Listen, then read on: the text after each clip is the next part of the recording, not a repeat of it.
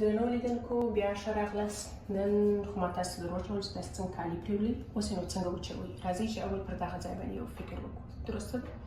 ټایم ډرای دا تاسې خپله خوښوئ چې په 80 دقیقو کې غواړئ پرېولئ، په 80 دقیقو کې پرېولئ، په 30 دقیقو کې پرېولئ کې په 10 دقیقو کې غواړئ وچ یې کړئ، وبخښئ وچ نه پرېولل. دې خواته آټو ډرای. آټو ډرای معنا دا ده چې اتوماتیک درته وچي، نارمل اینډ مور. غواړئ چې په نورماله وخت کې درته وچ کړي که په ډېر وخت کې درته وچ کړي. راغله دلته چې دلته یو بل آپشن لرو چې ایر ډرای، یعنې په پکې په هوا باندې درته وچي. هوا په هوا نه هوا. بیا چې دغه نشان مو فکس کړه راباسئ دلته یو بټن دی د پش سټارټ په نامه باندې، یعنې شروع یې کړه. نو وخت چې ته دا ورووهې ماشین چالان کېږي.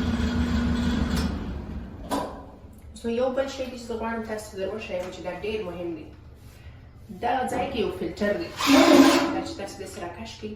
وخت چې کالي پرېولئ په دې کې ډېر یو رقم وریښتان او شیان ګرده پکې پاتې کېږي. تاسو به د هره پله وچېدو بعده هره پله چې تاسو کالي وچوئ تاسو به د هغه بعد دا پاکوئ. دا چې وپاکئ دا به بېرته کښېږدئ، دغسې پکې کښېږدئ، بیا به نور کالي وچ کړئ. درسته ده؟ دا چې ونه یې پاک کړي نور کالي وچ نه کړئ.